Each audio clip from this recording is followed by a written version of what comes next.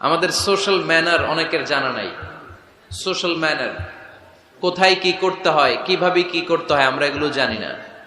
মানুষের সামনে কিভাবে কথা বলতে হয়, হাই আসলে এটাকে ঢেকে রাখতে হয়, কারো মুখের সামনে হাঁচি দেওয়া যায় না, মানুষের সামনে নাক খোঁচানো যায় না, এরকম অনেক সোশ্যাল ম্যানার আছে, আমরা জানি না, আমরা খেয়ালও করি না। আল্লাহর হাবিব সাল্লাল্লাহু আলাইহি ওয়াসাল্লাম ধরে ধরে এই উম্মাকে সোশ্যাল ম্যানার শিখিয়েছেন, এমনকি ছোট্টদেরকে। আল্লাহর হাবিব সাল্লাল্লাহু আলাইহি ওয়াসাল্লামের কোলে এক ছোট্ট শিশু বসা। আল্লাহর হাবিব সাল্লাল্লাহু আলাইহি ওয়াসাল্লাম দাওয়াত খেতে গেলেন, এক ছোট্ট সাহাবী শিশু এসে আল্লাহ রাসূল সাল্লাল্লাহু আলাইহি ওয়াসাল্লামের কোলে বসলো। খাবার দেয়া হলো, ছোট্ট মানুষ বা হাত দিয়ে খাবার এটা ধরে ওইটা ধরে ওইটা ধরে, আছে না এরকম? বাচ্চারা দেখবেন খেতে পারবে এতটুকু, নষ্ট করে এতগুলো, এইটা ধরে ওইটা নেয় ওইটা ফালায়। তো আল্লাহ রাসূল সাল্লাল্লাহু আলাইহি ওয়াসাল্লামের কোলে বসে ওই সাহাবা বা হাত দিয়ে এটা টানে ওইটা টানে এটা ফালায়। আল্লাহ রাসূল সাল্লাল্লাহু আলাইহি ওয়াসাল্লাম বললেন, ইয়া গোলাম, এই পিচ্চি, এই বাচ্চা, সাম্মিল্লাহ, তুমি যে হাত দিয়ে খাবার টানতেছো বিসমিল্লাহ বলছো, আগে বিসমিল্লাহ বলো। কুল বিয়ামিনিক, ডান হাতে খাও। বিসমিল্লাহ বলো, কুল বিয়ামিনিক, ডান হাতে খাও। ওয়া কুল মিম্মা ইয়ালিক, তোমার সামনে যেটা আছে ওইটা খাও। এরকম টানা হিচড়ে করো না। ওই সাহাবী বলেন, এই যে তিনটা কথা, তিনটা গাইডলাইন আল্লাহর হাবিব সাল্লাল্লাহু আলাইহি ওয়াসাল্লাম খাওয়ার আগে আমাকে দিয়েছিলেন, আমি মরার আগ পর্যন্ত এই গাইডলাইনের বাইরে কোনোদিন খাই নাই, সবসময় এভাবে। তো বাচ্চাদেরকে শিখাবেন যে বিসমিল্লাহ বলো, ডান হাতে খাও, সামনে যেটা আছে ওইটা খাও। একবার আল্লাহ রাসূল সাল্লাল্লাহু আলাইহি ওয়াসাল্লামের প্রিয় দৌহিত্র মানে নাতি হাসান রাদিয়াল্লাহু তাআলা আনহু, আল্লাহ রাসূল সাল্লাল্লাহু আলাইহি ওয়াসাল্লাম খুব ভালোবাসতেন হাসান রাদিয়াল্লাহু তাআলা আনহুকে এবং হুসাইন রাদিয়াল্লাহু তাআলা আনহু, এই দুইজনকে। ওনারা দুই ভাই আল্লাহ রাসূল সাল্লাল্লাহু আলাইহি ওয়াসাল্লামের পিঠে উঠে আল্লাহ রাসূল সাল্লাল্লাহু আলাইহি ওয়াসাল্লামের ঘোড়া বানিয়ে খেলতো। সুবহানাল্লাহ বলবেন না? ঘোড়া হতো আল্লাহর রাসূল, ঘোড়া হতো কে? আর ঘোড়সাওয়ার হতেন হাসান আর হুসাইন। আল্লাহ রাসূল সাল্লাল্লাহু আলাইহি ওয়াসাল্লাম বাবরি চুল রাখতেন, লম্বা চুল, ঘোড়ার ঘাড়ে যেমনি রশি থাকে, হাসান হোসেন রাসূল সাল্লাল্লাহু আলাইহি ওয়াসাল্লামের চুলগুলোরে ধরে টেনে টেনে এরকম ঘোড়া ঘোড়া খেলতেন। সুবহানাল্লাহ বললেন না? তো হাসান রাদিয়াল্লাহু তাআলা আনহু একবার যাকাতের খেজুরের স্তূপ ছিল, উনি যে ছোট্ট মানুষ, খাবার দেখলি তো ছোট্ট বাচ্চারা খেতে আরম্ভ করে, এটা কি নিজের খাবার, হালাল না হারাম এগুলো তো খেয়াল করে না। তো হাসান রাদিয়াল্লাহু তাআলা আনহু যাকাতের খেজুর নিয়ে খেতে আরম্ভ করলেন। আল্লাহ রাসূল সাল্লাল্লাহু আলাইহি ওয়াসাল্লাম এসে ওনার গলায় চেপে ধরলেন, চেপে জোর করে মুখ থেকে টেনে খেজুর বের করলেন আর বললেন, আন ইন্না লা নাকুলু সাদাকা, হাসান তুমি জানো না আমরা হাশিমি খানদানের লোক, আমরা আলে মুহাম্মদ, আমার বংশের কেউ কোনোদিন তার গলা দিয়ে যাকাতের কোনো সম্পদ ঢুকাতে পারবে না। খবরদার হাসান, খবরদার নাতি, ফেলে দাও। হাদিসে এসেছে কিখ কিখ, মানে আমরা যেটা ওয়াক ওয়াক বলি, গলার ভিতরে গেলে ওয়াক ওয়াক বলে থুতু ফেলি, রাসূল সাল্লাল্লাহু আলাইহি ওয়াসাল্লাম কিখ কিখ বলে গলায় চেপে মুখ থেকে টেনে সেই খেজুরটা বের করেছেন। বলেছেন, হাসান আমরা যাকাতের সাদাকার খেজুর খাই না, খবরদার হাসান কখনো যাকাতের খেজুর খাবে না। সুবহানাল্লাহ পড়ো। তো এইভাবে আল্লাহ রাসূল সাল্লাল্লাহু আলাইহি ওয়াসাল্লাম আমাদেরকে শিখিয়েছেন, অন্যায় দেখলে, ভুল দেখলে এটা বলতে হবে, কারণ সাকিতু আনিল হাক্কি শাইতানুন আখরাস, অন্যায় দেখে যে চুপ থাকে ওটা মুমিন নয়, ওটা বোবা শয়তান। চিল্লায় বলেন ঠিক কি না? অন্যায় দেখলে রুখে দাঁড়ান, গর্জে উঠুন। আপনার আপন বোনের বয়সের একটা মেয়েকে কিছু বখাটে ছেলেরা টিজ করতেছে, আপনি দেখে চলে যান কেন? দাঁড়ান, আপনি জিজ্ঞেস করুন কি হয়েছে, মেয়েটাকে তোমরা ডিস্টার্ব করো কেন? আপনি দাঁড়ালে আরো কয়েকজন এসে দাঁড়াবে, ঠিক কিনা? কিন্তু একজনকে তো দাঁড়াইতে হবে, দাঁড়ানোর দরকার আছে না নাই? মনে রাখবেন, আধারে ভয় পেও না, আলো আছে আড়ালে, অন্ধকার পালিয়ে যাবে তুমি উঠে দাঁড়ালে। দাঁড়াতে হবে আপনাকে। অন্যায় রুখে দেন, অসঙ্গতি রুখে দেন, প্রতিবাদ করেন। সামাজিক যত ধরনের অন্যায় আছে, যৌতুক, সুদ, ঘুষ, দুর্নীতি, রুখে দেন। আমরা এগুলোর বিরুদ্ধে। আমরা দুর্নীতির পক্ষে না বিপক্ষে? সুদের পক্ষে না বিপক্ষে? যৌতুকের পক্ষে না বিপক্ষে? এগুলোর বিরুদ্ধে সামাজিক আন্দোলন গড়ে তুলুন, কথা বলেন। Raise your voice, raise your voice heart, কণ্ঠকে উঁচু করুন, প্রতিবাদ করুন, রুখে দাঁড়ান। আপনি দাঁড়ালে সোজা থাকবে বাংলাদেশ, আপনি বসে গেলে পথ হারাবে বাংলাদেশ। এজন্য সামাজিক অন্যায়কে রুখে দিতে হবে। আল্লাহর হাবিব সাল্লাল্লাহু আলাইহি ওয়াসাল্লাম যত জায়গায় সামাজিক অসঙ্গতি দেখেছেন ধরে ধরে ঠিক করেছেন। কারো ভুল নাম দেখলে তিনি চেঞ্জ করে দিতেন। মক্কা থেকে মদিনায় যখন আল্লাহ রাসূল সাল্লাল্লাহু আলাইহি ওয়াসাল্লাম গেলেন, মদিনার আগের নাম ছিল ইয়াসরিব। মদিনার আগের নাম কি ছিল? ইয়াসরিব। ইয়াসরিব শব্দের অর্থ to take revenge from someone, প্রতিশোধ নেয়া। আল্লাহর হাবিব সাল্লাল্লাহু আলাইহি ওয়াসাল্লাম বললেন, আমি রাহমাতাল লিল আলামিন, আমি দয়ার নবী, মায়ার নবী, আর আমি যেই শহরে আসবো এই শহরের নাম প্রতিশোধের শহর। নেভার, কখনো হতে পারে না। আজকে থেকে এই শহরের নাম তবাহ কিংবা তৈবা, মানে পবিত্র নগরী, মদিনাতুন নবী, নবীর শহর। আল্লাহ রাসূল সাল্লাল্লাহু আলাইহি ওয়াসাল্লাম ইয়াসরিব থেকে ওই শহরের নাম ওই দিনই মদিনা শহর বানায় দিলেন।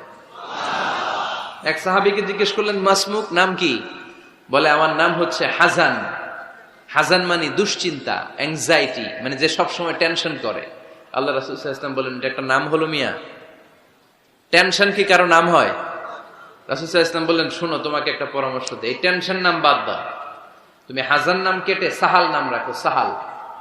এখন হাজান বলে, আমি ছোট্টবেলা থেকে সবাই আমারে চেনে হাজান নামে, এখন আমার নাম যে সাহাল, এটা আবার ঘোষণা দিতে হবে, দরকার নাই, আমার হাজান আছে, এটাই ভালো, টেনশন সমস্যা নাই। ও এবার বাড়িতে চলে যাওয়ার পরে আল্লাহ সব টেনশন ওর মাথার উপরে চাপাইছে। ওর এই বিপদ, ওর ব্যবসায় মন্দা, ওর পেটে ব্যথা, ওর জ্বর, ওর অসুস্থতা, ওর ঘরে শান্তি নাই, একটার পর একটা টেনশন আরো বেড়ে গেছে। সবাই বলে হাজান, ওই যে রাসূল সাল্লাল্লাহু আলাইহি ওয়াসাল্লাম সুন্দর নাম দিয়েছিল ওইটা নেও না, এই জন্য টেনশন বাড়ছে। যাও রাসূল সাল্লাল্লাহু আলাইহি ওয়াসাল্লামের কাছে ক্ষমা চেয়ে নাম ফেরত করে নিয়ে আসো। হাজান এবার যে বলে, ইয়া রাসূলুল্লাহ, আমার হাজান নামের দরকার নাই, আপনি যেটা সাহাল দিয়েছিলেন ওইটাই ভালো। সাহাল শব্দের অর্থ সহজ। সাহাল মানে কি? ওই সাহাল রাদিয়াল্লাহু তাআলা আনহু বলে, আমি রাসূল সাল্লাল্লাহু আলাইহি ওয়াসাল্লামের কাছে ক্ষমা চেয়ে ওনার দেয়া নাম নিয়ে আসলাম, সাহাল। তারপর থেকে সবাই আমাকে ডাকে সাহাল। সাহাল মানে সহজ। আর ওই দিন থেকে মরার আগ পর্যন্ত আমার জীবনে আর কোনো টেনশন আসে নাই, সব কাজরে আল্লাহ সাহাল অর্থাৎ সহজ করে দিয়েছেন। পড়েন সুবহানাল্লাহ। এজন্য উঠে দাঁড়াতে হবে, রুখে দিতে হবে সব অন্যায়। রাজি আছেন তো? যে সূরা থেকে কথা শুনবো এটাকে বলে সামাজিক রীতিনীতির সূরা। আমাদেরকে আল্লাহ তাআলা সোশ্যাল এন্ড মোরাল কিছু গাইডলাইন দিয়েছেন। 10টা গাইডলাইন আল্লাহ তাআলা আমাদের জন্য এখানে ডেডিকেট করেছেন, এবং আমরা দেখব যে এই সমস্যাগুলোর কারণেই আমাদের সমাজে আজকে অশান্তি। কি করে একটা সমাজের শান্তি, শৃঙ্খলা, ভারসাম্য অক্ষুণ্ণ রাখা যায়, এ ব্যাপারে চমৎকার কিছু গাইডলাইন আল্লাহ এই সূরায় দিয়েছেন। আল্লাহ রাসূল সাল্লাল্লাহু আলাইহি ওয়াসাল্লামের 9 জন স্ত্রী এট এ টাইমে বেঁচে ছিল।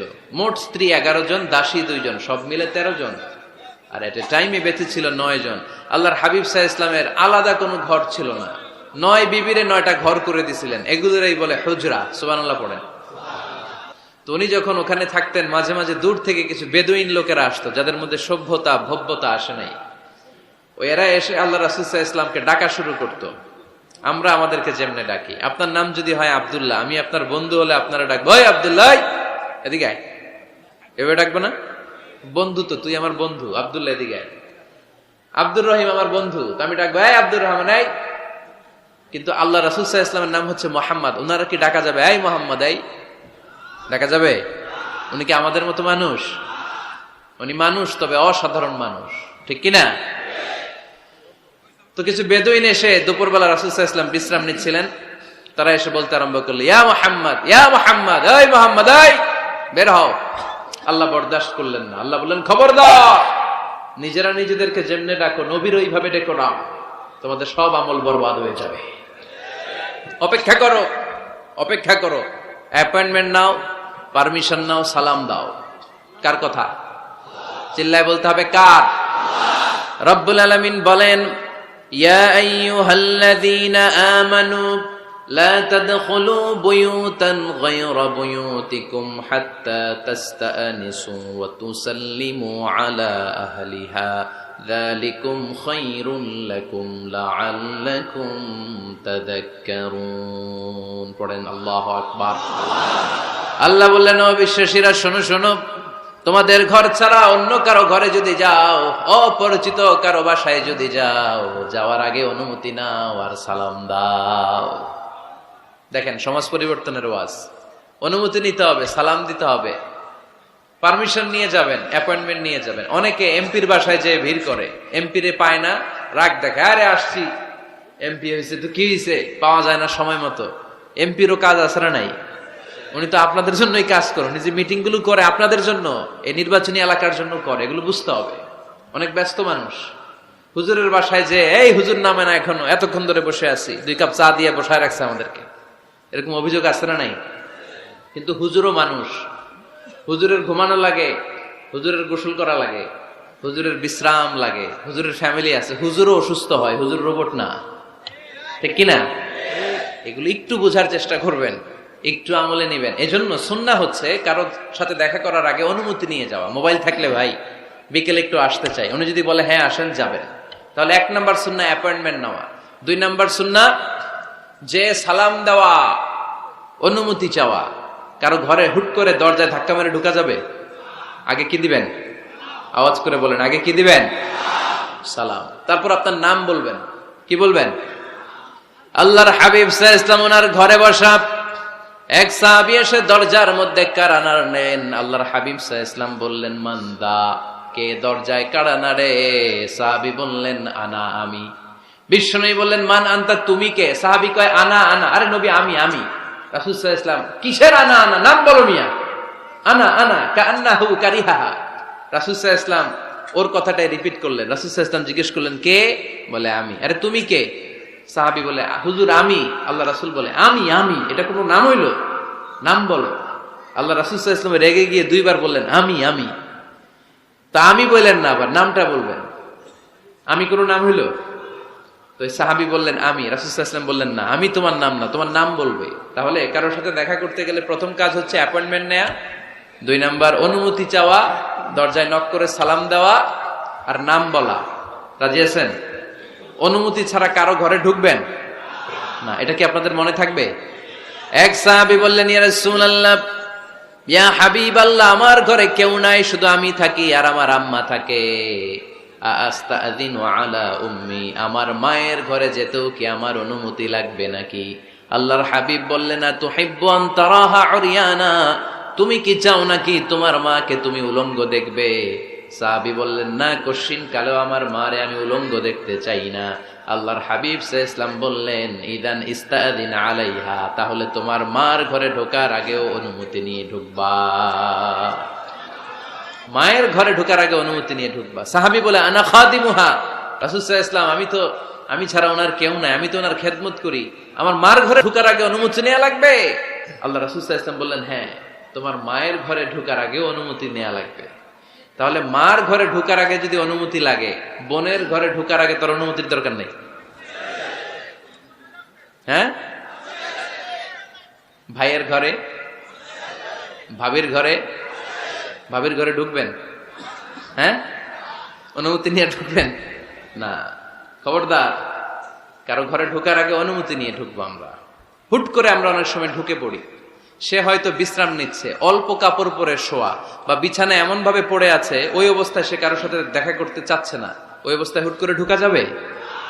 নক করেন, সালাম দেন, নাম বলেন, পারমিশন চান। এই সময়ের মধ্যে সে নিজেকে গুছিয়ে প্রিপেয়ার্ড হবে, আপনার সামনে আসার উপযোগী করে নেবে নিজেকে, ঠিক কিনা? দিস ইজ ইসলাম। আওয়াজ করে বলেন, দিস ইজ ইসলাম। এটাই ইসলাম।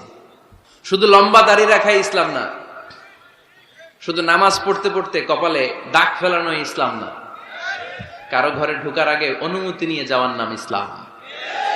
কথা বুঝতে পেরেছেন? তাহলে কারো ঘরে ঢোকার আগে পারমিশন নিব, সালাম দিব। হুট করে আজ থেকে কারো ঘরে ঢুকবো না। ইনশাআল্লাহ পড়বেন না? রব্বুল আলামিন এই সূরাটা শুরু করলেন ঈমানদারদেরকে ডেকে। এই সূরার মধ্যে রব্বুল আলামিন 5 বার ঈমানদারদেরকে ডাক দিয়েছেন, আর একবার গোটা বিশ্বের সব মানুষদেরকে ডাক দিয়েছেন। পড়েন সুবহানাল্লাহ। আল্লাহ বললেন, ইয়া আইয়ুহাল্লাযীনা আমানু লা তুকদ্দিমু বাইনা ইয়াদাইল্লাহি ওয়া রাসূলিহি ওয়াত্তাকুল্লাহ ইন্নাল্লাহা সামিউন আলীম। আল্লাহ বললেন, ও বিশ্বাসীরা শোনো, প্রথম গাইডলাইন, এই সমাজে যদি শান্তি চাও, সমাজটারে যদি সুন্দর বানাতে চাও, আল্লাহ রাসূলের বিধানের উপরে কোনো কথা বলো না। আল্লাহ রাসূল যেই বিধান দিয়েছেন ওই বিধানটাই ফাইনাল। আল্লাহ রাসূল যা বলছে ওইটা ফাইনাল না, আমার যা মন চায় ওইটা ফাইনাল? কারটা ফাইনাল? আল্লাহ রাসূলেরটা ফাইনাল। কোন বিশ্বাসী নারী, কোন বিশ্বাসী পুরুষ আল্লাহর বিধান চলে আসার পরে মন গড়া কোনো কাজ করতে পারে নাকি? মুমিন নারী পুরুষ সব সময় ওই বিধান পালন করে যেই বিধানটা আমাদের জন্য ফরজ করেছে কে? আল্লাহ আল্লাহ রাসূল যা বলেছে এটাই ফাইনাল। খবরদার আল্লাহ এবং আল্লাহ রাসূলের দেয়া কোনো বিধানকে টপকে যেও না। Don't try to be over smart, বেশি স্মার্ট হতে যেও না। যতটুকু ইসলাম দিয়েছে ওইটার মধ্যেই থাকো। ইসলামের চেয়ে বেশি স্মার্ট কোনো কিছু হতে পারে? ইসলামের চাইতে কোনো কিছু বেশি মডার্ন হতে পারে? আল্লাহর দেয়া, আল্লাহ রাসূলের দেয়া কোনো আইনের চেয়ে কোনো স্মার্ট আইন পৃথিবীবাসী বানাতে পারে?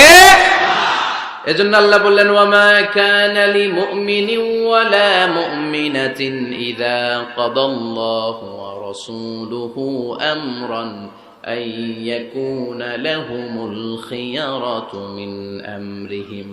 আল্লাহ আল্লাহর রাসূলের বিধান যখন জানা হয়ে যায়, কোন মুমিন বান্দা বান্দি তাদের আর নিজেদের পক্ষ থেকে কোনো অপশন থাকে না, কোনো চয়েস নাই। আমার আল্লাহ বলেছে 5 ওয়াক্ত নামাজ জামাতের সাথে পড়ো, এর উপরে আমাদের কোনো কথা আছে নাকি? আল্লাহ নারীদেরকে বললেন হিজাব পরে রাস্তায় বের হও, এর উপরে কোনো কথা আছে নাকি? আল্লাহ বললেন সমাজের ফিনান্সিয়াল ট্রানজাকশন গুলো ব্যবসার মাধ্যমে হবে, কোনো সুদের কারবার চলবে না, এর উপরে মুমিনদের কোনো কথা আছে নাকি? আল্লাহ আল্লাহ রাসূল যেটা বলেছে ওইটাই ফাইনাল, ওইটাই সবচেয়ে শ্রেষ্ঠ। খেয়াল রাখবেন, এর চেয়ে বেশি শ্রেষ্ঠ হতে পারে? এক সাহাবী বললেন আমি সারা রাত তাহাজ্জুদ পড়ব, ঘুমাবো না। এক সাহাবী বলল আমি আর স্ত্রীদের কাছে যাব না। আরেক সাহাবী বলল সারা বছর আমি রোজা রাখবো, আমি কোনোদিন রোজা ভাঙবো না। আল্লাহ রাসূল সাল্লাল্লাহু আলাইহি ওয়াসাল্লাম রেগে গেলেন, কারণ আল্লাহ রাসূল সাল্লাল্লাহু আলাইহি ওয়াসাল্লাম কি এগুলো শিখাইছেন আমাদেরকে? সারা রাত তাহাজ্জুদ এগুলো শিখাইছে? সারা বছর রোজা শিখাইছে? স্ত্রীদের থেকে আলাদা দূরে দূরে থাকা এগুলো শিখাইছে? রাসূল সাল্লাল্লাহু আলাইহি ওয়াসাল্লাম রেগে গেলেন। দেখেন what a check and balance, Islam কতটা ভারসাম্যপূর্ণ জীবন ব্যবস্থা। আল্লাহ রাসূল সাল্লাল্লাহু আলাইহি ওয়াসাল্লাম ডেকে বলেন, কার এত সাহস যে বলেছে সারা রাত তাহাজ্জুদ পড়বে? কই, আমি নবী তো সারা রাত তাহাজ্জুদ পড়ি না, আমি নবী তো তাহাজ্জুদ পড়ি আবার ঘুমাই, তো আমি ঘুমাইয়া আল্লাহর এত বড় প্রিয় বান্দা হতে পারি, তোমার সমস্যা কোথায়? আমি নবী হয়ে 11 জন স্ত্রীর সাথে মেলামেশা করতে পারি, তোমার মিশতে সমস্যা কোথায়? আমি নবী রোজা রাখি, আবার মাঝে মাঝে রোজা রাখি না, দিনের বেলা খাই, এভাবে মানতে তোমার সমস্যা কোথায়? ইন্নী লা আখশাকুম লিল্লাহি ওয়া আতকাকুম লাহু, আমি নবী সবার চাইতে বেশি আল্লাহরে চিনি, আমার নবীর চাইতে আল্লাহরে বেশি কেউ চিনে? আরে নবী তো আমাদেরকে আল্লাহকে চিনিয়ে দিয়েছে, চিল্লায় বলেন ঠিক কি না? আমার নবীর চাইতে কেউ বেশি বুজুর্গ হতে পারবে না, আমার রাসূলের চাইতে কেউ বেশি আল্লাহওয়ালা হতে পারবে? তার মানে রাসূল যতটুকু শিখিয়েছে অতটুকুই শ্রেষ্ঠ। এটা টপকিয়ে এটার উপর দিয়ে অ্যাডভান্স হয়ে সামনে যাওয়া যাবে? বেশি বোঝা যাবে না। খবরদার, রাসূল যেটা শিখিয়েছেন অতটুকুর মধ্যে থাকতে হবে, তাহলে কল্যাণ আর বরকত দিবে কে? মাগরিবের ফরজ নামাজ কয় রাকাত? কয় রাকাত? কেউ যদি বলে আমি অনেক বড় আল্লাহর ওলি, আমি 5 রাকাত পড়বো সওয়াব বেশির জন্য, হ্যাঁ কি কয়? হবে না। 5 রাকাত তো সেজদা কয়েকটা বেশি আছে, এটার মধ্যে রুকু কয়েকটা বেশি, কষ্টও বেশি, হবে? কথা কয় না, হবে? রমাদানের 30 দিন রোজা রাখা ফরজ, আপনি যদি বলেন না রমজানে না রেখে এটা আমি শাবান, জুলকাদ, জুলহাজ 3 মাস টানা 90 দিন রেখে দিব, বেশি রাখবো আমি, হবে? হবে? কারণ বেশি বুঝছে। কারণ কি? আল্লাহ রাসূলের চাইতে বেশি বোঝা যাবে, আল্লাহ রাসূলের চাইতে বেশি বুজুর্গ সাজা যাবে। খবরদার, never be advanced from Allah and his রাসূল। আল্লাহ এবং আল্লাহ রাসূলের চাইতে আমরা অ্যাডভান্স হব না। আল্লাহ আল্লাহ রাসূল যা দিয়েছেন ওইটাই ফাইনাল। ওইটা কি ফাইনাল? আওয়াজ করে বলেন ওইটা কি? তাহলে সামাজিক সুখ সম্প্রীতির প্রধান মাধ্যম হচ্ছে আল্লাহ আল্লাহ রাসূল যা বলেছে এটাই আমরা মানবো, এর উপরে আমরা কোনো কথা বলতে চাই। এরপর আল্লাহ ঈমানদারদেরকে আবার ডাক দিলেন, বললেন ইয়া আইয়ুহাল্লাযীনা আমানু লা তারফাউ আসওয়াতাকুম ফাওকা সাওতিন নবী, ও বিশ্বাসীরা খবরদার, আমার নবীর কণ্ঠের চাইতে তোমাদের কণ্ঠ বড় করো না। ঘোষণাটা কার? কারণ সাহাবারা আল্লাহ রাসূল সাল্লাল্লাহু আলাইহি ওয়াসাল্লামের চারদিকে এরকম ঘিরে বসে থাকতো, এজন্য সাহাবাদেরকে উদ্দেশ্য করে আল্লাহ বললেন আমার নবীর গলার সাউন্ড যতটুকু তোমাদের সাউন্ড থাকবে অতটুকু বা অতটুকুর চেয়ে কম, এর চেয়ে বড় হওয়া যাবে? তাহলে বেয়াদবি হয়ে যাবে। তাহলে কি হয়ে যাবে? বনু তামিম গোত্রের নেতা কে হবে? আল্লাহর হাবিব সাল্লাল্লাহু আলাইহি ওয়াসাল্লাম পরামর্শ করছিলেন। আবু বকর রাদিয়াল্লাহু তাআলা আনহু বললেন আমার মনে হয় এই লোকটা হইলে ভালো হয়। ওমরে ফারুক বলে না, উনি না, আমার মতে এই লোকটা হইলে ভালো। সাইয়েদনা আবু বকর বললেন আরে না ওমর, তুমি বুঝো নাই, আমি যার কথা বলেছি সে হলে সবচেয়ে ভালো, তার মধ্যে নেতৃত্বের গুণ আছে। সাইয়েদনা ওমর ফারুক বলেন, না আপনি বোঝেন নাই, আপনার চেয়ে আমি ভালো বুঝছি, আমি যারে বলেছি সেই হবে নেতা। তর্ক আছে না নাই? এই তর্ক, কথার নাম কথা, কথার পিঠে কথা করতে করতে করতে করতে ওনাদের মধ্যে একটু ঝগড়ার একটা ভাব। বিশ্বনবী বসা, এই ঝগড়া করতে করতে সাউন্ড বড় হয়ে গেছে, এই উনি হবে, উনি বলে না উনি হবে। বিশ্বনবীর কণ্ঠের চাইতে কণ্ঠ উঁচু হয়ে গেল, আরশের উপর থেকে একটা ধমক দিলেন কে? আল্লাহ বললেন, খবরদার লা তারফাউ আসওয়াতাকুম ফাওকা সাওতিন নবী, নবীর কণ্ঠের চাইতে কণ্ঠ উঁচু করো না। ওয়ালা তাজহারু লাহু বিল কওলি কাজহারি বা'দিকুম লিবা'দ আন তাহবাতা আমালুকুম ওয়া আনতুম লা তাশউরুন। নবীর কণ্ঠের চাইতে তোমাদের কণ্ঠ যদি উঁচু হয়ে যায়, তোমাদের সব নেক আমলগুলো আমি আল্লাহ বাতিল করে দেব। ধমকটা ছোট না বড়? ছোট না বড়? মনোযোগ আছে আপনাদের? যদি নবীর কণ্ঠের চাইতে তোমাদের কণ্ঠ বড় হয়, জীবনে যত ইবাদত করছো সব বাতিল। নামাজগুলা বাতিল, কাজে আসবে না। হজ করছো বাতিল, রোজা রেখেছো বাতিল, সব বাতিল। বেয়াদবি করেছো নবীর সাথে, চিল্লায় বলেন ঠিক কিনা? নবীর কণ্ঠের চাইতে নিচু হতে হবে কণ্ঠ। এই আয়াত আসার পরে সাহাবারা তো এমন ভয় পেলেন, এবার নবীর কাছেই কেউ আসে না। সুবহানাল্লাহ কইবেন না? ভয়ে আসে না, ভয়ে না জানি আমার কণ্ঠ আবার নবীর কণ্ঠের চাইতে উঁচু হয়ে যায়। ওমরে ফারুক রাদিয়াল্লাহু তাআলা আনহু ডানে ঘুরে বায়ে ঘুরে কাছে আসে না। আবু বকর রাদিয়াল্লাহু তাআলা আনহু ডানে ঘুরে বায়ে ঘুরে কাছে আসে না। আল্লাহর হাবিব ওমরে ফারুককে ডাক দিলেন, এই ওমর সামনে আসো, এদিকে আসো। ওমরে ফারুক আসলেন, কিন্তু ওমরে ফারুক এত আস্তে আস্তে কথা বলেন, বিশ্বনবী ওমরে ফারুকের কথা কানে শোনে না। সুবহানাল্লাহ নাই? এত আস্তে আস্তে ওমরে ফারুক কথা বলেন, বিশ্বনবী শুনতে পান না। ওমর কি বললা, একটু জোরে বলো না। ওমরে ফারুক একটু জোরে বললেন, তাও শুনেন না। বিশ্বনবী বললেন, আরেকটু সাউন্ড বড় করে বলো, আমি তো শুনি না, জোরে বলো। ভয়, কারণ কণ্ঠ যদি উঁচু হয়ে যায় আমার নবীর কণ্ঠের চাইতে, জীবনের সব ইবাদত শেষ। এজন্য কথা কওয়ার দরকার নাই, ইবাদত গুলো ঠিকঠাক আওয়াজ করে পড়তে হবে, আল্লাহু আকবার। তাহলে 2 নাম্বার গাইডলাইন, লা তারফাউ আসওয়াতাকুম ফাওকা সাওতিন নবী, নবীর কণ্ঠের চাইতে কণ্ঠ উঁচু করো না। আপনারা হজ উমরা করেছেন কে কে দেখি? মাশাআল্লাহ, হাত নামান। যারা আমরা করি নাই, আমরা আল্লাহর কাছে কামনা করি, আল্লাহ আমাদেরকেও তুমি যাওয়ার তৌফিক দাও। আমরাও যেন আমার নবীর কবরের সামনে দাঁড়িয়ে নবীরে সালাম করতে পারি, তৌফিক দাও। আমরাও যেন রাউদাতুম মিন রিয়াদিল জান্নাহ ঢুকে 2 রাকাত নামাজ পড়তে পারি, তৌফিক দাও। তোমার ঘরটা যেন তাওয়াফ করতে পারি, তৌফিক দাও। মক্কা মদিনার ঐতিহাসিক জায়গাগুলো যেন দেখে হৃদয়টারে ঠান্ডা করতে পারি, আল্লাহ তৌফিক দাও। তো যারা গিয়েছেন তারা জানেন, মসজিদে নববীতে নামাজের পরে আপনারা যখন পূর্ব দিকে, প্রথম কাতারের পূর্ব দিকে সবাই লাইন ধরে যেতে যেতে প্রথমে বাম দিকে পড়ে রাউদাতুল মিন রিয়াদিল জান্নাহ, জান্নাতের বাগান সমূহ থেকে একটা বাগান। পুরো মসজিদে নববীর কার্পেটের এক কালার, ওই রাউদাতুল মিন রিয়াদিল জান্নাহর কার্পেটের আরেক কালার।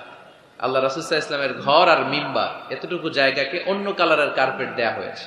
এটা দুনিয়ার বুকে জান্নাতের টুকরার মধ্যে থেকে একটা টুকরা। কোন সুবহানাল্লাহ। হাজিরা খুব ভিড় করে এখানে নামাজ পড়ার জন্য। এটা বাম দিকে পাবেন। এরপরে যেতে যেতে কিছু দূর যাওয়ার পরেই বাঁ দিকে পাবেন বিশ্বনবী সাল্লাল্লাহু আলাইহি ওয়াসাল্লামের কবর, আল কবর আশ শরীফ। আমার নবী এখানে শুয়ে আছে। যেই নবীর কথা আজীবন ওয়াজে শুনলেন, যেই নবীর নামাজের তাশাহুদে বসে সালাতু সালাম পড়ে শোনান, যে নবীর জন্য দেহের তাজা রক্ত আমরা বিলিয়ে দিতে রাজি, ওই নবীর কবরের সামনে যে যখন দাঁড়াবেন আর ভাববেন আমার আর নবীর থেকে ব্যবধান 5-6 হাত, এইখানে আমার নবী শুয়ে আছে, এইখানে আমি, আপনি কি ধৈর্য ধারণ করতে পারবেন? কথা বলেন, নিজেকে সামলে রাখতে পারবেন? আমার নবীর কোন উম্মত প্রথম যখন উমরা করতে যায়, হজ করতে যায়, নবীর কবরের সামনে দাঁড়িয়ে নিজেকে সামলে রাখতে পারে না, চিৎকার দিয়ে কান্না আসে, চোখ দিয়ে ধা ধা করে অশ্রু ঝরে। যেই নবীর ভালোবাসা আমার হৃদয়ের মধ্যখানে, আমার নবী নাকি শোয়া আছে এই জায়গায়, এই জায়গায় আমার নবী শোয়া। সহ্য হয় না, বুক ফেটে চিৎকার আসে, কিন্তু চিৎকার দেয়া যায় না। কারণ যে আয়াতের তাফসীর আপনাদেরকে শোনাচ্ছি, এই আয়াতটা বিশ্বনবীর কবরের উপরে লেখা, লা তারফাউ আসওয়াতাকুম ফাওকা সাওতিন নবী। তুমি নবীর দরবারে এসেছো, এখানে বড় গলায় আওয়াজ করে কোনো কথা বলা যাবে না, চিল্লায় বলেন ঠিক কি না? এই আয়াতটা আজও লেখা নবীর কবরের উপর, লা তারফাউ আসওয়াতাকুম ফাওকা সাওতিন নবী। এটা নবীর দরবার, এখানে চিৎকার চেঁচামেচি করে দুরূদ পড়া যাবে না, লাফালাফি করা যাবে না। ভদ্রভাবে আন্তরিকতার সাথে বিনয়ের সাথে নবীরে সালাম দিতে হবে। সুবহানাল্লাহ পড়েন। আল্লাহ রাসূল সাল্লাল্লাহু আলাইহি ওয়াসাল্লাম আমাদের থেকে বিদায় নিলেন, কিন্তু এই আয়াতের হুকুম আজও আছে না নাই? অনুরূপ ভাবে যারা আমাদের উস্তাজ, মা বাবা, আধ্যাত্মিক নেতা, ধর্মীয় গুরু, ইসলামী আন্দোলনের নেতা, তাদের সামনেও উচ্চবাচ্য করে আওয়াজ করা যাবে, তাদের সাথে ভদ্র ভাষায় কথা বলার দরকার আছে না নাই? তাহলে দুইটা গাইডলাইন আমরা পেলাম। প্রথম গাইডলাইন হচ্ছে আল্লাহ রাসূল যা বলেছে এটাই ফাইনাল। এটাই কি? কথা বোঝে নাই? আল্লাহ রাসূল যা দিয়েছে সেটা কি ফাইনাল। আর দুই নাম্বার হচ্ছে নবীর কণ্ঠের চাইতে কণ্ঠ উঁচু করা যাবে? যাবে না। তিন নম্বরে আল্লাহ মুমিনদেরকে আবার ডাক দিলেন, বললেন ইয়া আইয়ুহাল্লাযীনা আমানু ইন জাআকুম ফাসিকুম বিনাবাইন ফাতাবায়ানু। কেউ যদি তোমাদের কাছে কোনো সংবাদ নিয়ে আসে, সংবাদটা বিশ্বাস করার আগে যাচাই করে নাও। আদেশটা কার? জোরে বলেন। আমরা কিছু শুনলেই বিশ্বাস করি, এরকম আছে না নাই? যা শুনে তাই বিশ্বাস করে, এরকম করা যাবে? তো কি করবেন তাইলে? হ্যাঁ, কি করতে হবে? ঠিক না বে ঠিক? হ্যাঁ, ঘটনাটা ঠিক না বে ঠিক, এটা আমাদেরকে যাচাই করতে হবে। You have to justify the news, you have to verify the report. Whatever you found in social media or Facebook, don't share. Think twice before you share, man. Share করার আগে দুইবার ভাববেন যে শেয়ার করব কি করব না। একটা কিছু পাইলে শেয়ার মেরে দেয়, সে দিচ্ছে শেয়ার, তার বন্ধু দেয় শেয়ার, পুরা ফেসবুকের মধ্যে মারামারি আছে না নাই? আসলে এরকম কিছু ঘটেই নাই, আছে না নাই? খবরদার, আমরা খুব খুব বেশি পছন্দ করি এই রুমর, গুজব ছড়ানোর জন্য বাংলাদেশের পৃথিবীতে 1 নাম্বার। আমাদের চেয়ে কেউ বেশি গুজব ছড়াতে পারে? আমরা কি গুজব মানব? গুজব এটারে আজকে আমরা নো বলে দিব। নো। কি বলবেন? এত আস্তে? গুজবকে আমরা কি বলবো? নো। গুজবে কান দিবেন না। প্রায় দেখবেন সোশ্যাল মিডিয়াতে অমুক নেতার গোপন ভিডিও ফাঁস। তো অমুক নেতার গোপন ভিডিও ফাঁস হয়েছে, আপনার কি সমস্যা? আপনার এত ভালো লাগে কেন? আপনার ভিডিও তো কয়দিন পরে ফাঁস হবে, তখন আপনি কি করবেন? এই সমস্ত আজে বাজে কাজে যাবেন না। অমুক নেতার কি ফাঁস হয়েছে, কি গোপন ভিডিও, কি স্ক্যান্ডাল, এগুলো নিয়ে কখনো মুমিনদের মাথা ব্যথা থাকতে পারে? মুমিন চাইলেই যে কোনো জিনিস শেয়ার দিতে পারে না। আপনি লা ইলাহা পড়েছেন, এই লা ইলাহা যেন তেন কোনো বাণী নয়। এই লা ইলাহার ঘোষণা দিয়ে যে মুমিন হয়, তার হাতগুলো আল্লাহর কাছে একেবারে সারেন্ডার, তার জিহ্বাটা সারেন্ডার, তার চোখগুলো সারেন্ডার, তার কানগুলো সারেন্ডার। সে চাইলেই মন যা চায় তা করতে পারে না, ঠিক কিনা? আপনার কান দিয়ে যা শুনতে মন চায় শুনতে পারবেন? কেন পারেন না? কারণ আপনি মুমিন, ঠিক কিনা? চোখ দিয়ে যা দেখতে মন চায় দেখা যায়। যেন কানে শুনি সদা তোমার কালাম, এ খোদা চোখে যেন দেখি শুধু কোরআনের আয়াত। শোনো আমার মুনাজাত, শোনো শোনো ইয়া ইলাহি আমার মুনাজাত, শোনো আমার মুনাজাত। পড়েন আমিন। তাহলে ফাতাবায়ানু, নিউজ একটা শুনলেই আমরা শেয়ার দিব না ভাই, আমরা একটু চেক করব, ক্রস চেক, ডাবল চেক, নির্ভরযোগ্য তথ্যসূত্র তালাশ করব যে আসলে এই ঘটনাটা ঘটছে কিনা। 100% যখন আপনি confirm, then you may share in Facebook, that's not a big deal. Then share দেন, জনসচেতনতার জন্য শেয়ার দেন, সমস্যা নাই। কিন্তু না জেনে শেয়ার দেওয়া যাবে? কথা বলেন। আল্লাহ রাসূল সাল্লাল্লাহু আলাইহি ওয়াসাল্লামের জীবনে এরকম একটা ঘটনা ঘটেছিল। হারিস বিন মিরার রাদিয়াল্লাহু তাআলা আনহু বনুল মুস্তালিকের যুদ্ধে জেতার পরে হারিস বিন মিরারকে বিশ্বনবী দায়িত্ব দিলেন যে হারিস বিন মিরার, তুমি এই এলাকার নেতা, কি করতে হবে আমাদের? বিশ্বনবী বললেন নামাজ পড়বা, রমাদানের রোজা রাখবা, যাকাত আদায় করবা। মিরার বলে তাহলে যাকাত নেন। বিশ্বনবী বললেন না, 1 বছর পূর্ণ হওয়ার পরে যাকাত দিতে হয়। যাকাত কয় বছর পর পর? যাকাত প্রতিদিন দেয়া লাগে। হালানিল হাউল, 1 বছর যখন হবে আমি আমার সাহাবী পাঠাবো মদিনা থেকে, তখন দিয়ে দিও। বিশ্বনবী চলে গেলেন। 1 বছর পরে এক সাহাবীকে রেডি করলেন, জাকাতের সম্পদ নিয়ে আসো বনুল মুস্তালাকের পক্ষ থেকে। ওই সাহাবীর নাম হচ্ছে আলী ওয়ালিদ ইবনে উকবা। বিশ্বনবী ডেকে বললেন, ওয়ালিদ যাও, 1 বছর সময় অতিক্রান্ত হয়েছে, বনুল মুস্তালাকের লোকদের যত জাকাতের সম্পদ জমা হয়েছে নিয়ে আসো। সাইয়েদনা ওয়ালিদ ইবনে উকবা যখন সম্পদ আনার জন্য বের হলেন, ওইদিকে বনুল মুস্তালাকের লোকেরা শুনতে পেল বিশ্বনবীর পাঠানো সাহাবী ওনাদের এলাকায় শুভাগমন করবে। ওই সাহাবীকে লাল গাড়িচার সংবর্ধনা দেওয়ার জন্য সেনাবাহিনী সহ পুরো এলাকা থেকে সব সৈন্যবাহিনী সহ তারা মরুভূমির মধ্যে এসে দাঁড়িয়ে রয়েছে। সুবহানাল্লাহ পড়ে। নবীর সাহাবীর আগমন হবে, নবীর সাহাবীর শুভাগমন। উনি এসে আমাদের এলাকার জাকাতের টাকা কালেকশন করে নিয়ে যাবে, ওনাকে সংবর্ধনা দিব, বের হও। তলোয়ার নিয়ে, ঘোড়া নিয়ে, গার্ড দিয়ে আমরা দাঁড়িয়ে থাকি। তো মরুভূমিতে সবাই দাঁড়ায় আছে। আল ওয়ালিদ ইবনে উকবা মদিনা থেকে বিশাল রাস্তা পাড়ি দিয়ে যখন বনুল মুস্তালাকের এলাকার কাছাকাছি দূর থেকে দেখে তলোয়ার নিয়ে লোকজন দাঁড়ায় আছে। কি নিয়ে দাঁড়ায় আছে? উনি ভাবছে আমারে মারার জন্য দাঁড়ায় আছে। উনি মনে মনে ভাবলেন বিশ্বনবী পাঠালেন জাকাত নেয়ার জন্য, জাকাত পরে নিব, আগে জান সামলাই। কারণ এলাকার লোকেরা সব তলোয়ার নিয়ে সেনাবাহিনী সহ দাঁড়ানো। আসলে কথাটা কি ঠিক? মারার জন্য দাঁড়ায় আছে? কি জন্য? সম্মান দেওয়ার জন্য, ওয়েলকামিং রিসেপশন দেওয়ার জন্য। উনি ভাবলেন আমারে কচু কাটা করবো, এক কাজ করি, ওদিকে না যে অ্যাবাউট টার্ন, উল্টা ঘুরি। যেই চিন্তা ওই কাজ।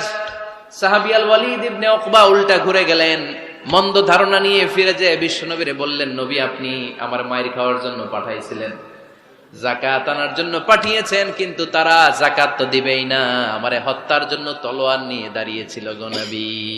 কথা কি সত্য? উনি ভুল বুঝতে পারছেন, উনি ভুল বুঝেছেন। না বুঝে ভুল কথায় বিশ্বনবীর কাছে প্রচার করে দিলেন। আল্লাহর হাবিব সাল্লাল্লাহু আলাইহি ওয়াসাল্লাম সহজ সরল মনা নবী, সাহাবী তো আর মিথ্যা বলবেন না। বিশ্বনবীও বিশ্বাস করলেন। বিশ্বাস করে খালিদ ইবনে ওয়ালিদের নেতৃত্বে 1000 সৈন্যের অভিযান পাঠালেন। বললেন যাও, যে দেখো ঘটনা কি, ঘটনা সত্য হলে অভিযান চালাও। আল্লাহ বলেন নবী অভিযান পরে চালায়েন, একটু থামেন। ফাতাবায়ানু ইন জাআকুম ফাসিকুম বিনাবাইন ফাতাবায়ানু। নবী ওয়ালিদ এসে আপনার কাছে দেই তথ্য প্রচার করেছে, তথ্যটা সঠিক নয়, আগে যাচাই করেন, তারপরে অ্যাকশনে যান। ঠিক কি না? আমরা ডাইরেক্ট অ্যাকশন মারি। আমরা কি করি? Action, action, direct action. সত্য না মিথ্যা ধার ধারি না। আল্লাহ বললেন নবী অভিযান চালাবেন না। ওয়ালিদ যেই কথা আপনারে বলেছে এই কথাটা সত্য নয়। আন তুসিবু কওমান বিজাহালাতিন ফাতুসবিহু আলা মা ফাআলতুম নাদিবিন। আপনি যদি ওই মুসলমানদের এলাকায় না জেনে অভিযান পাঠান, এই অভিযানে যদি কেউ মারা যায়, প্রত্যেকটা মৃত্যুর দায়ভার কিন্তু আপনার কাঁধেই বর্তাবে গো নবী। ঠিক কি না? এই যে আপনি চেক না করে, জাস্টিফাই না করে, নিশ্চিত না হয়ে, ওয়ালিদের কথায় বিশ্বাস করেই বনুল মুস্তালিককে অ্যাটাক করার জন্য 1000 সৈন্যবাহিনী পাঠালেন। ওরা যদি আক্রমণ করত, কেউ যদি মারা যেত, এই দায়ভার কার? আমার নবীর। ঠিক কিনা?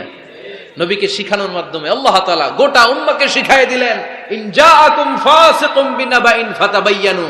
কেউ যদি খবর নিয়ে আসে, শুনেই বিশ্বাস করো না, আগে যাচাই করো, আগে চেক করো, তারপরে বিশ্বাস করবা। ঠিক কিনা? তাহলে এখন থেকে একটা কিছু শুনলে বিশ্বাস করবেন। 4 নম্বরে আল্লাহ বললেন লা ইয়াসখার কওমুন মিন কওম। কেউ কাউরে ঠাট্টা করব না আমরা, অবজ্ঞার সুরে কোনোদিন কাউরে কোনো কথা বলবো না। রাজি আছেন? সবাই রাজি? এরপরে 5 নম্বরে আল্লাহ বললেন ওয়ালা তালমিজু আনফুসাকুম। খবরদার তোমরা অন্যের দোষ খোঁজো না, দোষ খুঁজবা নিজেদের। কিন্তু সমাজে আমরা অন্যের দোষ খুঁজি কি খুঁজি না? 5 নম্বর ওয়ালা তালমিজু আনফুসাকুম, নেভার ডিসফেম ইচ আদার। একে অপরের দোষ খোঁজো না। আমাদের সমাজে কিছু লোক আছে নিজের দোষ দেখে না, খালি অন্যের দোষ দেখে। আছে না নাই? চায়ের দোকানে বসে বসে দেখবেন বলবে এই বাড়িতে এই সমস্যা, ওই বাড়িতে ওই সমস্যা, ওই বাড়িতে মারামারি, ওই বাড়িতে কাটাকাটি। তোর বাড়িতে কি সমস্যা ওইটা বল, তোমার বাড়িতে কি সমস্যা ওইটা বলো মিয়া। আছে না এরকম? এই হুজুর ভালো না, এই সমস্যা, ওই হুজুরও ভালো না, এই হুজুরও খারাপ, এই হুজুরের এই সমস্যা। তুমি হুজুরের কি সমস্যা? তুমি হুজুরের কি সমস্যা আগে জাতির কাছে ওইটা বলো। আগে নিজে ভালো হও, নিজে ভালো তো জগৎ ভালো। যেন খবরদার অন্যের দোষ খুঁজবেন না। এটা খুব বাজে একটা স্বভাব, খালি অন্যের দোষ খোঁজে। যে নিজে নিজের দোষ খুঁজতে পারে, যে নিজে নিজের সমালোচনা করতে পারে, সে সবচেয়ে বুদ্ধিমান। কারণ অন্যে কি করছে এই ব্যাপারে আপনারা ধরবে আল্লাহ। কথা বলেন না কেন? আল্লাহ আপনাকে ধরবে আপনার কি সমস্যা। আপনি কি করলেন, শুধু ওই ব্যাপারেই আপনি জিজ্ঞাসিত হবেন। এজন্য আল্লাহ বললেন তাদের উপর আমার লানত, তাদের উপর ধ্বংস যারা প্রকাশ্যে অপ্রকাশ্যে অন্যদের দোষ খুঁজে বেড়ায়, দোষ বলে বেড়ায়, এরকম আছে না নাই? আল্লাহ লানত দিয়ে বললেন ওয়াইলুল লিকুল্লি হুমাযাতিল লুমাযা, গোপনেও দোষ খোঁজে প্রকাশ্যেও দোষ বলে, তাদের উপর আল্লাহ লানাত। হুমাযাতিল লুমাযা, এই লুমাযা শব্দ থেকে আল্লাহ এনেছেন ওয়ালা তালমিযু আনফুসাকুম, একে অপরের দোষ খোঁজো না, নিজের দোষ খোঁজো, সেই সবচেয়ে বুদ্ধিমান। তাহলে আমরা আত্মসমালোচনা করব। কি করব? খেয়াল রাখবেন, সবচেয়ে খারাপ হচ্ছে সমালোচনা। সবচেয়ে খারাপ কি? তারপর কিছুটা ভালো যেটা, সেটা হচ্ছে আলোচনা। সেটা কি? আলোচনা। সবচেয়ে ভালো হচ্ছে আত্মসমালোচনা। সবচেয়ে ভালো কি? তাহলে তিনটা বললাম। এক হচ্ছে সমালোচনা, আমরা করব না, আমরা করব আলোচনা, আর সবচেয়ে বেশি করব আত্মসমালোচনা, সেলফ ক্রিটিসিজম। রাতে ঘুমানোর আগে একটু ভাববেন কি কি ভুল করলাম, কাকে কাকে কষ্ট দিলাম, কি কি অন্যায় আজকে আমার দ্বারা হলো, কালকের দিনটা যেন আমার আজকের দিনের চেয়ে ভালো হয়। নিজের সাথে নিজের এরকম বোঝাপড়ার দরকার আছে না নাই? আমরা যেন আত্মসমালোচনা করি ফরিদপুরের ভাইয়েরা, অন্যের দোষ যেন না খুঁজি। Small people talk about people, যারা নিচু মনের মানুষ এরা শুধু মানুষের দোষ খুঁজে বেড়ায়, মানুষ নিয়ে কথা কয়, এই মানুষ, এই মানুষের সমস্যা, এই সমস্যা। Average people talk about things and story and the incidents. যারা মাঝারি মনের মানুষ তারা বিভিন্ন ঘটনা নিয়ে কথা বলে, বিভিন্ন বিষয় নিয়ে কথা বলে। আর গ্রেট পিপল, যারা মহামানুষ, দে টক অ্যাবাউট আইডিয়াস, তারা নতুন নতুন আইডিয়া নিয়ে কথা বলে। এই আইডিয়া সমাজে অ্যাপ্লাই করলে, ইমপ্লিমেন্ট করলে সমাজটা বদলে যাবে। এই আইডিয়া এখানে সেট করলে এখানে কল্যাণ হবে। বড় মনের মানুষরা আইডিয়া নিয়ে কথা বলে। এখন দ্য ডিসিশন ইজ ইয়ার্স, সিদ্ধান্ত আপনার। আপনি কি ছোট মনের মানুষ হবেন না বড় মনের মানুষ হবেন? অন্যরে নিয়ে আমার কোনো টেনশনের দরকার নেই। আরে আমি জান্নাতি না জাহান্নামী, এই টেনশনে তো ঘুম আসে না আমার। আমার কি অবস্থা হবে আমি জানি না। আমি আরেকজনের দোষ খুঁজি, আমি আরেকজনের বদনাম বলি, আমি আরেকজনের পিছু লেগে থাকি। খবরদার, বিশ্বাসী বলে যারা দাবি করে তারা কখনো অন্যের পিছু লাগতে পারে। খেয়াল রাখবেন, কেউ যদি পিছু লেগে থাকে ও আজীবন পিছেই থাকবে। পিছু লাগা মানে কি? ও সামনে না আমি সামনে? কথা বুঝে নাই বোধহয়। কেউ যদি আমার পিছু লাগে, ও সামনে না আমি সামনে? আমি সামনেই থাকবো, ও পিছনেই থাকবে। কথা বুঝতে পেরেছে? খবরদার, পিছু লাগবো না কারো, কারণ কারো পিছু লাগলে আমি পিছনে পড়ে যাব। কারো দোষ খুঁজবো না, নিজের দোষ খুঁজবো। আমার কি সমস্যা, আমার কি ইমপ্রুভ করা দরকার, আমার কি ডেভেলপ করা দরকার, আমি নিজেকে কিভাবে সাজাতে পারি, এই নিয়ে থাকবে আমার টেনশন। আল্লাহর দেয়া আমাদের জন্য সবচেয়ে বড় উপহার হচ্ছে সময়। আল্লাহ আপনারা এত কিছু দিয়েছে, এর মধ্যে সবচেয়ে দামি কোন জিনিসটা দিয়েছে জানেন? সময়। কি দিয়েছেন? আমাদের জীবনের এই সবচেয়ে দামি জিনিসটা, এই সময়টা আমরা অন্যের পিছনে লাগাই ফেলি। অন্যের দোষ খুঁজতে খুঁজতে অন্যের এই সময়টা দিয়ে দিই, নিজের সময় নিজের কাজে লাগাতে পারি না, তাই না? এজন্য আমরা যেন অন্যের দোষ না খুঁজি, নিজের দোষ খুঁজি। ওয়ালা তালমিযু আনফুসাকুম, একে অপরের দোষ খুঁজো না। আদেশটা কার? আওয়াজ করে বলতে হবে, আদেশটা কার? এরপরে রব্বুল আলামিন বললেন ওয়ালা তানাবাযু বিল আলকাব, খবরদার খবরদার, কাউরে মন্দ নামে ডেকো না। প্রত্যেককে যে নামে ডাকলে সে খুশি হয় তাকে ওই নামে ডাকো। কোনো মন্দ নামে কখনো কাউরে ডাকা যাবে না। মন্দ নামে ডাকা যাবে? সম্মানিত ভাইরা, কাউরে মন্দ নামে ডাকবেন? তার যেই নাম ওই নামে ডাকবেন। যে নামে সে নিজেকে ডাকলে পছন্দ করে তাকে ওই নামে ডাকবেন। মন্দ নামে কাউরে ডাকা যাবে না। এটা কবিরা গুনাহ। এটা কি গুনাহ? কবিরা গুনাহ। কারণ প্রত্যেকের নামটা প্রত্যেকের কাছে খুব প্রিয়, খুব আপন, খুব যত্নের, তাই না? ভাই আপনার নাম কি? উজ্জ্বল হোসেন। উজ্জ্বল নামে আরো মানুষ এই গ্রামে আছে না নাই? আপনার কাছে মনে হইতে পারে উজ্জ্বল নামটা তো খুব স্বাভাবিক একটা নাম। উজ্জ্বল, কত উজ্জ্বল আছে এলাকায়। আপনার কাছে এরকমই লাগে, কত উজ্জ্বল, কিন্তু ওনার কাছে উজ্জ্বল নামটা এরকম না। ওনার কাছে উজ্জ্বল নামটা স্পেশাল। উজ্জ্বল নামটা কি? স্পেশাল। কারণ এই নামে তাকে সবাই ডাকে। এই নামটা তার কাছে খুব আদরের, খুব যত্নের। হুজুর আপনার নাম কি? সুলাইমান ফারুকি। আপনার কাছে মনে হতে পারে আরে কত সুলাইমান তো জীবনে দেখছি। কত সুলাইমান আছে বাংলাদেশে, 10,000 সুলাইমান আছে না নাই? আছে। তো আপনার কাছে এরকম মনে হয়, কিন্তু ভাইজানের কাছে কি এরকম মনে হয়? ভাইজানের কাছে সুলাইমানটা খুব দরদের, খুব প্রিয়, খুব আদরের। কারণ এই নামে ভাইজানকে সবাই চিনে, ঠিক কিনা? আমার নাম মিজান, আপনার কাছে মনে হইতে পারে আরে এই নামের কত লোক আছে বাংলাদেশ, আছে না? আমার কাছে এই নামটা খুব দরদের, কারণ আমারে মিজান বললে আমি বলি কি, আরেকজনে ডাকলে আমি তাকাই, ঠিক কিনা? ভাবছি আমারে ডাকছে, কারণ এই নামটার প্রতি আমার একটা দুর্বলতা কাজ করে, এটা আমার পরিচয় বহন করে প্রত্যেকের কাছে। প্রত্যেকের নামটা এমন, এজন্য কারো নাম যখন নিবেন সুন্দরভাবে নিবেন। প্রত্যেকে প্রত্যেকের নামকে পছন্দ করে, তার প্রমাণ কেউ কাগজ কলম পাইলেই দেখবেন নিজের নাম লেখে, সিগনেচার মারে, আছে না নাই? বিশেষ করে সাগরে ঘুরতে গেলে বালুর মধ্যে প্রত্যেকে প্রত্যেকের নাম লেখে, দেখবেন, দেখছেন? কক্সবাজারে ঘুরতে গেছেন কারা কারা দেখি? আচ্ছা, দেখবেন আমি অনেককে দেখেছি সাগর পাড়ে বালুর তীরে বালু পেলেই প্রত্যেকে নিজের নামটা লেখে, লেখে আবার লাভ চিহ্ন দেয়, এমনি বড় করে একটা কি দেয়, লাভ মানে কি, তার মানে আমার নামটারে আমি ভালোবাসি। প্রত্যেকে প্রত্যেকের নামটারে বড্ড ভালোবাসি। এজন্য কখনো এই রোহিঙ্গা ফইন্নিরপুত এগুলো বলবে না, যার যেই নাম ওই নামটা সুন্দর করে ডাকবেন। আল্লাহ বললেন ওয়ালা তানাবাযু বিল আলকাব, মন্দ নামে কখনো কাউকে ডেকো না, সুন্দর নামে ডাকো। নামের বিকৃতি কবিরা গুনাহ, আমরা আমাদের দেশে এটা করি। কত সুন্দর নাম বাবা মা রেখেছে, আবু বকর, ওরে ডাকে বকইরা, কি ডাকে? বাবা মা রেখেছে আব্দুল ওয়াক্কাস, ওরে ডাকে হ্যাঁ আক্কাইচা। এটা হইল? এগুলো করবেন আল্লাহর নামের সাথে মিলায়। কি সুন্দর নাম, আব্দুল কুদ্দুস, ওরে কি ডাকে? হ্যাঁ, আজকে থেকে আর ডাকবেন? ডাকবেন আর? তাহলে প্রত্যেককে আমরা প্রত্যেকের সুন্দর নামে ডাকতে রাজি আছি না নাই? এরপরে আল্লাহ 8 নম্বরে বললেন ইয়া আইয়ুহাল্লাযীনা আমানু ইজতানিবু কাসীরাম মিনাল-যান ইন্না বা'দায-যান্নি, খবরদার আন্দাজ অনুমান করে কথা বলো না। ইজতানিবু কাসীরাম মিনাজ-যান, অতিরিক্ত আন্দাজ আর অনুমান নির্ভর কথা থেকে বেঁচে থাকো। আদেশটা কার? আন্দাজে কোনো কথা আমরা বলবো না, অনুমান নির্ভর কথা বলবো না, কারণ ইন্না বা'দায-যান্নি ইস, বেশিরভাগ আন্দাজ অনুমান নির্ভর কথাগুলো মিথ্যা হয়, ফলে পাপ হয়, ঠিক কিনা? আপনি জীবনে যত আন্দাজ করে কথা বলেছেন তার বেশিরভাগই মিথ্যা, বেশিরভাগই ভুল। তাহলে আন্দাজ অনুমান নির্ভর কথা কোনো মুমিন বলতে পারে? খবরদার, আন্দাজ অনুমান নির্ভর কোনো কথা আমরা বলবো না।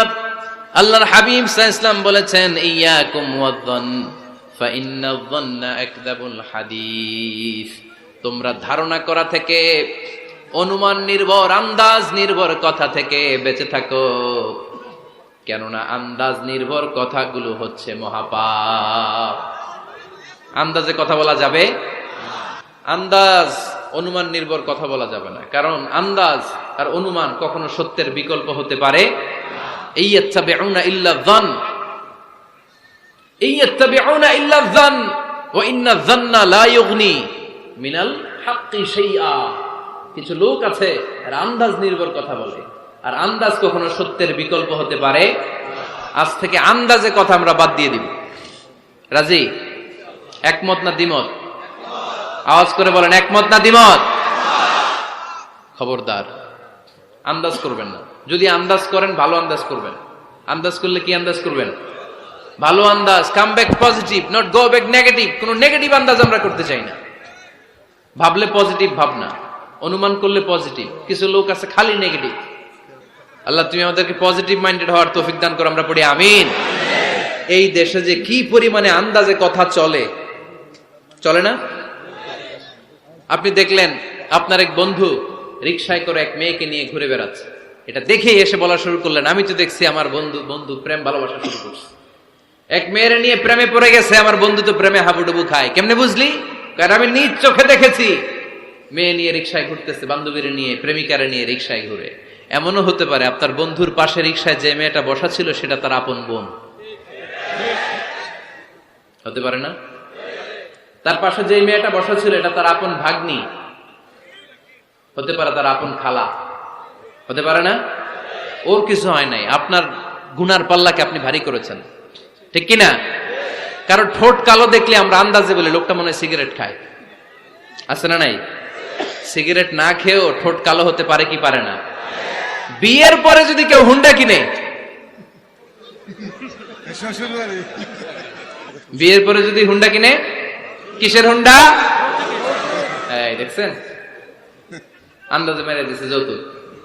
তো ও যখন হুন্ডা পাইছে বা কিনছে বা কোত্থেকে আনছে, কত টাকা খরচ করে কিনলো, কেমনে আনলো, কিস্তিতে আনলো না সরাসরি আনলো, মাথার ঘাম পায়ে ফেনে আনলো না বন্দুকটা চালাইতেছে, জানেন আপনি? এগুলো ধারণা করেন কেন? আন্দাজে আন্দাজে ধারণা করেন কেন? আজকে থেকে আন্দাজের গোষ্ঠী কিলাই আমরা। আন্দাজে কথা বলা যাবে,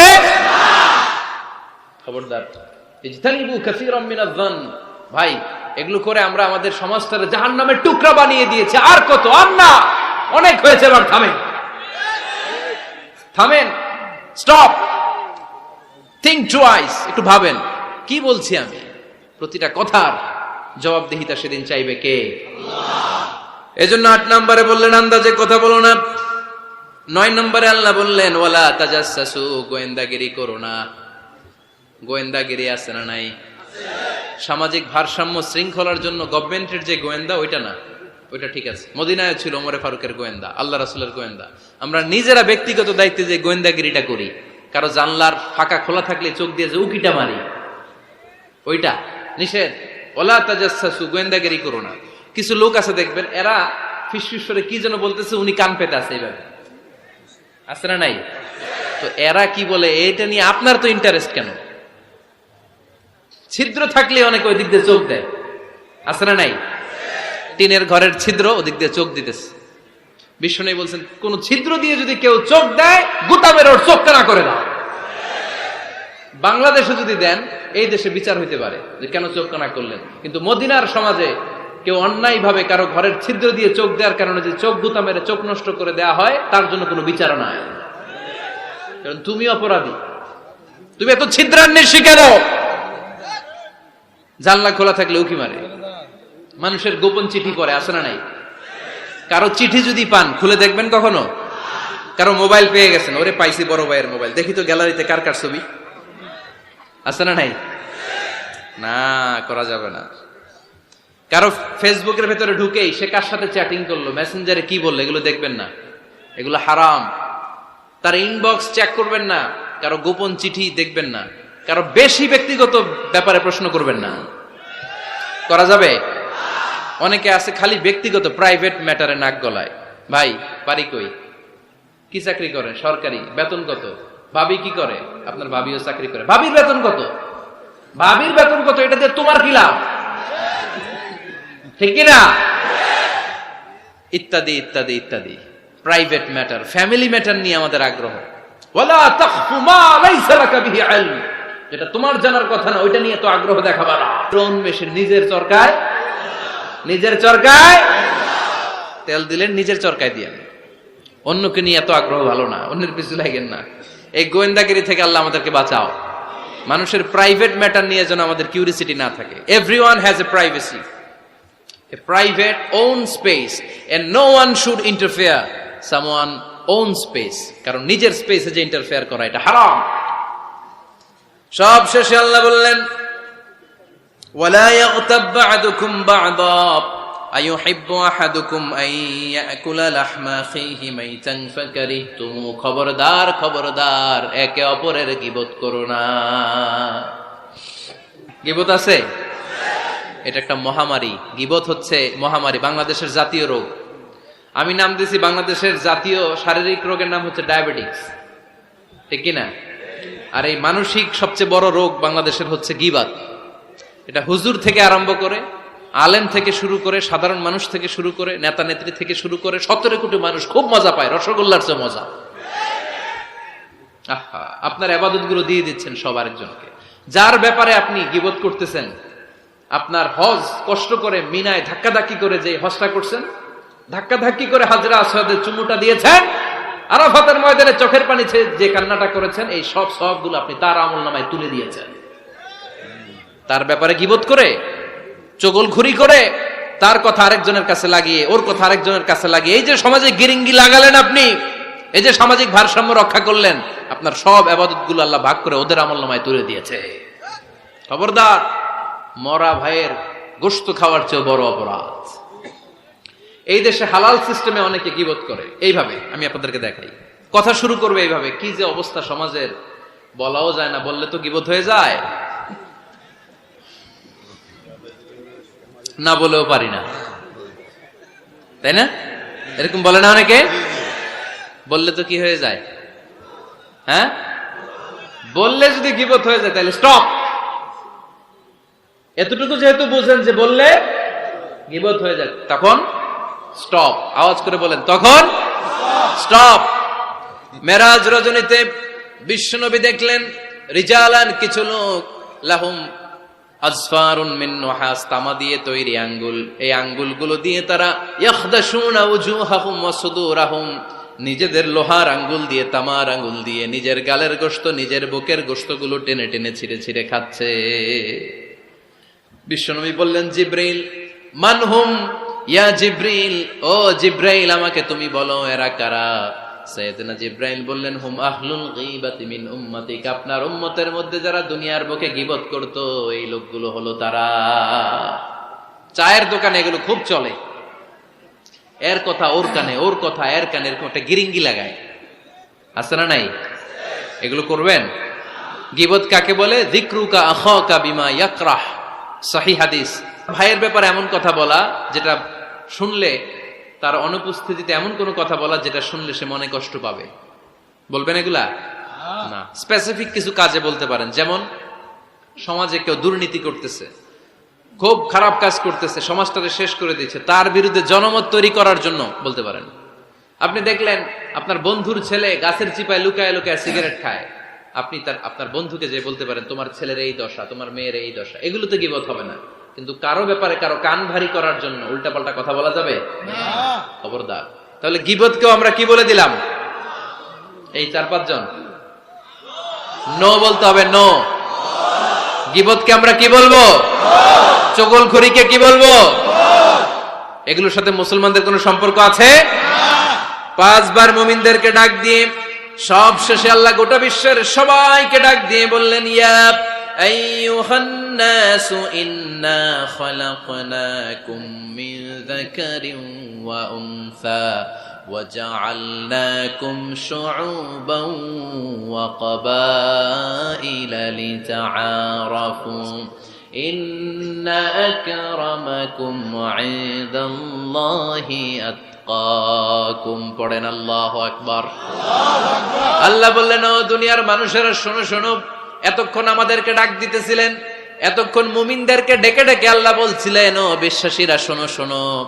এতে আল্লাহ ডেকে বললেন, ও গোটা দুনিয়ার মানবকুল শোনো শোনো, তোমাদের সবাইকে আমি এক নারী এক পুরুষ থেকে তৈরি করেছি। কয়জন নারী, কয়জন পুরুষ? ওই পুরুষটার নাম, নারীটার নাম।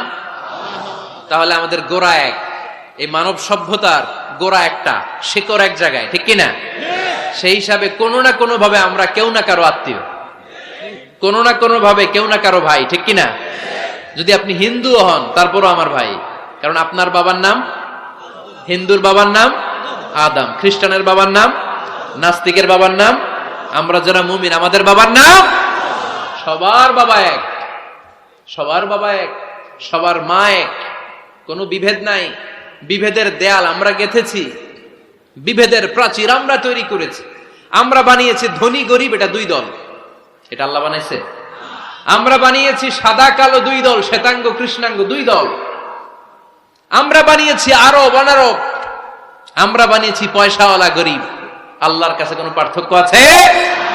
আল্লাহ বললেন, ধনী বলো গরিব বলো, রাজা বলো ফকির বলো, সাদা বলো কালো বলো, আমি আল্লাহর দরবারে পার্থক্য নাই। আমি আল্লাহর কাছে যদি কেউ সেরা হতে চায়, তার অন্তরে লাগবে তাকওয়া, মানে আল্লাহর ভয়। যাদের হৃদয়ে আছে আল্লাহর ভয়, তারা কবু পথ ভুলে যায় না। আল্লাহর প্রেম ছাড়া এই দুনিয়ায় কারো কাছে কোনো কিছু চাই না। রাতের আধারে যারা সেজদাতে রয়, 2 চোখের শ্রুতে নদী যেন বয়। ছলনার হাতছানি যতই আসুক, পেছনে ফিরেও সে তাকায় না।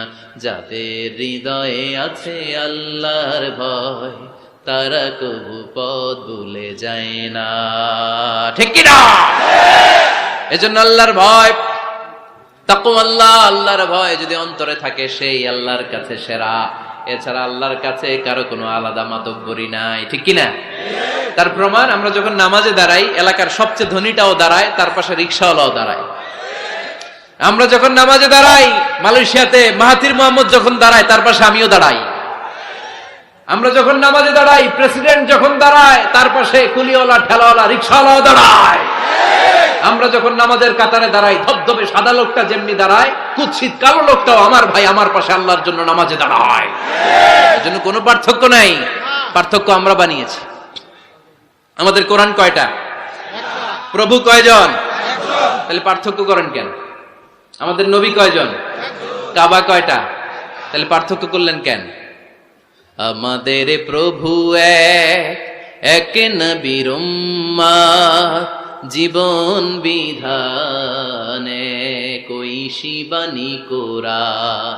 তবে কেন এক নও হে মুসলমান, এক হও করি আহ্বান। এই আহ্বানের সাথে সবাই একমত।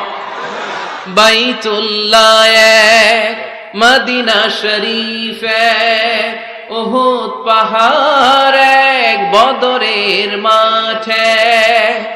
একটা তো জীবন আর মরণ যে একটাই, একসাথে মিলে মিশে একটাই প্রাণ।